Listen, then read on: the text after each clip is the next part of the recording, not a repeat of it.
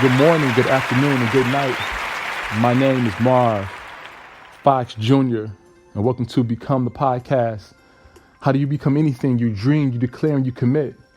And success is your next breath.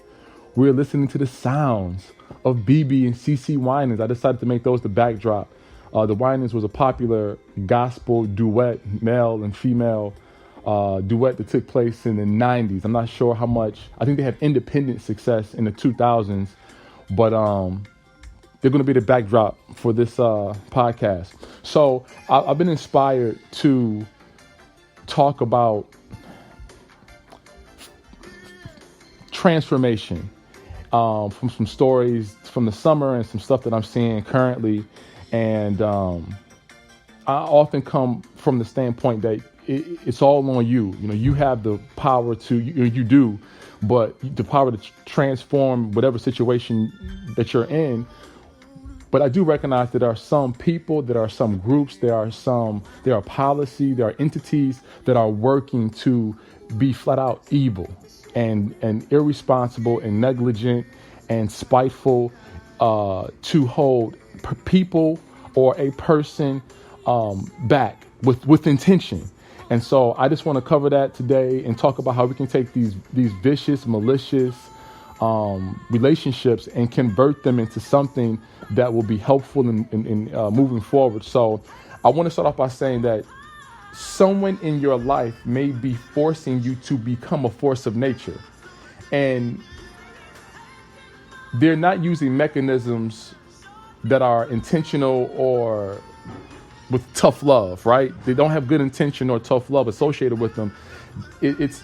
Their methods are often associated with being flat out just negative and evil, and again, disrespectful, negligent, discriminatory, things of that nature.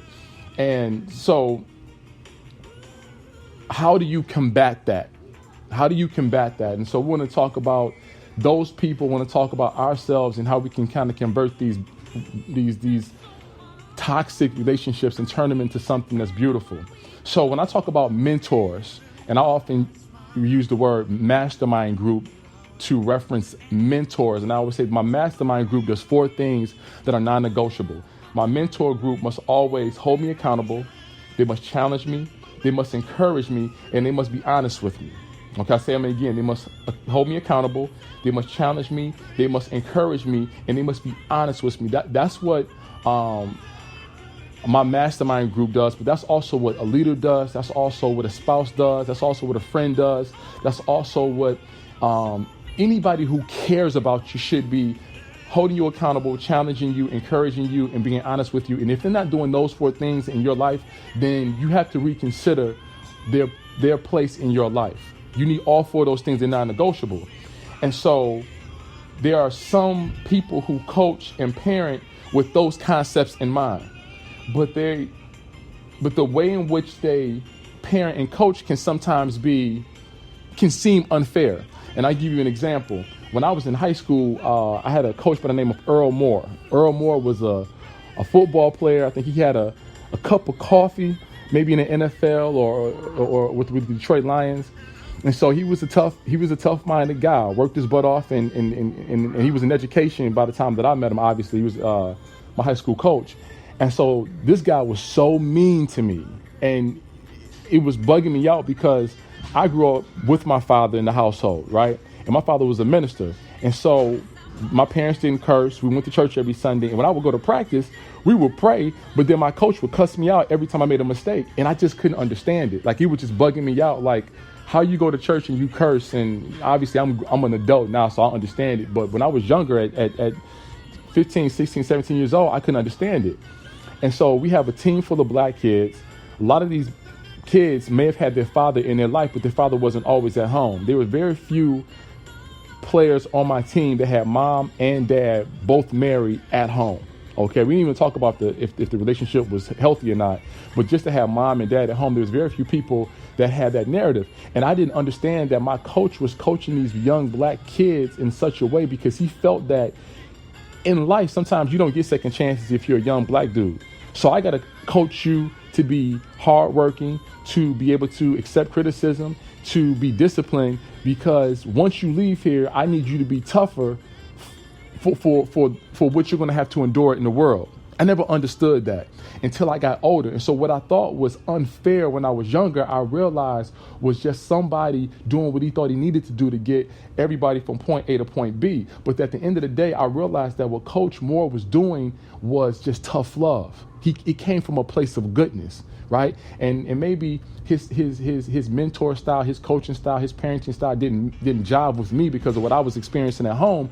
But I could always say, I understood. Now I can understand what he was doing. And had I had somebody that helped me understand that, there's no telling how I would have flourished under his leadership. But it wasn't a very good situation for me. But he's a guy still that was doing things the right way, or doing things with the right intent. But I want to talk about those people who are on the other side of that coin. And so you have these folk who, because of what they suffered, they allow their suffering to impact their relationships.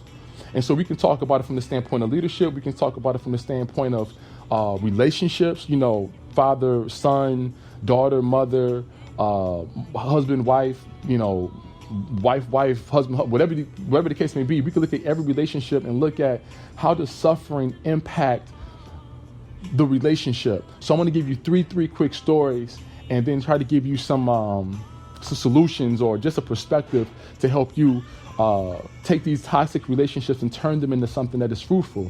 So I worked in the summer with a young lady and Muslim girl, lesbian, and I just want to give you some backdrop of individuals in these stories.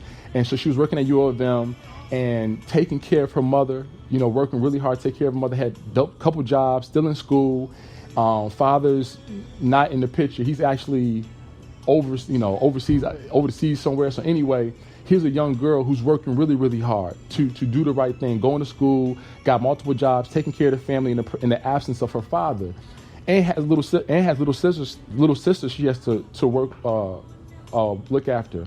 And she had a boss that was unhappy, unmarried. I don't think she had any kids, and her boss was a workaholic, and her boss was probably a workaholic because there was nothing to go home to. So her boss wanted this young lady to work as much as she worked. Now, I give you that backdrop because I want you to understand this young lady had challenges of her own. And this is like a work-study job. So this is not her full-time gig. This is a work-study job. But this person wanted this young lady to work above and beyond, not even considering the fact that it's a work-study job and she has other responsibilities, other jobs, and other things she has to attend to that are family-related. But the boss, gave this young person grief and just beat her down with, just bad energy, criticism because of what she was suffering from, maybe because of things that weren't going well in her life, right? There's another situation where we have a player and a coach, and I feel like this player, I've seen this player work incredibly hard in the summertime. And devote himself to just getting better and doing it for the right reason. I'm almost going to get better so I can score 30 points a night, but I want to get better so I can be the best resource I possibly can for my teammates. And I've seen the coach deliberately crush this dude's spirit. Where everybody else gets a little bit of rope, this kid gets none. Now, this kid makes mistakes. This kid, but he still plays. This kid over here makes a mistake and he gets yanked immediately. He can't even look him in the eye when he comes across the bench because he knows deep down inside he's crushing this kid, right? And the tough part of watching this is I gotta watch it. I gotta watch it. I can't say anything to this kid, but it's devastating to see how somebody in their mind is supposed to be a leader and somebody's supposed to be developing talent and building people up can be just destroying people because they're more concerned about being right, that a person can't play, that a person can't stay on the floor, that a person can't get the job done. They're more so concerned about that, more so than they are proving to themselves that they can make a difference in this young man's life or this young lady's life and find a way to make this person an effective ball player by putting them in positions to succeed, right? Because I've seen kids get that good treatment, and I've seen kids get that bad treatment, but it's tough to watch. And in my head, I'm like, why does this kid get the short end of the stick when all they did all summer and all season is work hard for the team? Then you have relationships, marriage couples. I've seen someone in my family that was divorced be beat down verbally, or not necessarily verbally, with just manipulation, and have all the ambition stripped away from. Every time this person wanted to do something good, or wanted to go back to school, or wanted to get a job, the person would basically manipulate the marriage, or manipulate the day or the week or the month or the year, or manipulate the moment in such a way that the other person who had the ambition to do something better almost had their hands tied behind their back, and they were basically left to wait on someone to give them their opportunity. Give me some money. Instead of me making my own money, I got to wait for you to give me my money, and now I'll become restricted. Now I become totally dependent on somebody else. And you're like, why? What's that all about? And so the thing that I want to tell you, if you fall in any of these situations, if it's a work-related thing, if it's a sports-related thing, if it's a relationship-related thing, understand something. If you don't conquer this person and fight back by making yourself undeniable, this person and their negative energy will haunt you for the rest of your life. And what I mean by that is, for the person who has a job, or for the person who's a part of a basketball team, or for the person who's in a relationship and decides to get out, getting out, graduating from school, or graduating from that school, or going to another job isn't good enough. You have to find a way to conquer the person. You have to find a way to make yourself undeniable. And we talked about being undeniable. And I think podcast 1, there was 3 questions that I asked you. What's your why? Are you operating within your purpose? Are you competing with yourself? And number 3, are you attacking the process spiritually, right? If you are not making yourself undeniable, that person that is giving you all that angst and creating all this anxiety and all this doubt within yourself, and working working relentlessly every single day to break your spirit, this person will continue to show up in your life for a lifetime. Different versions of that person will continue to show up.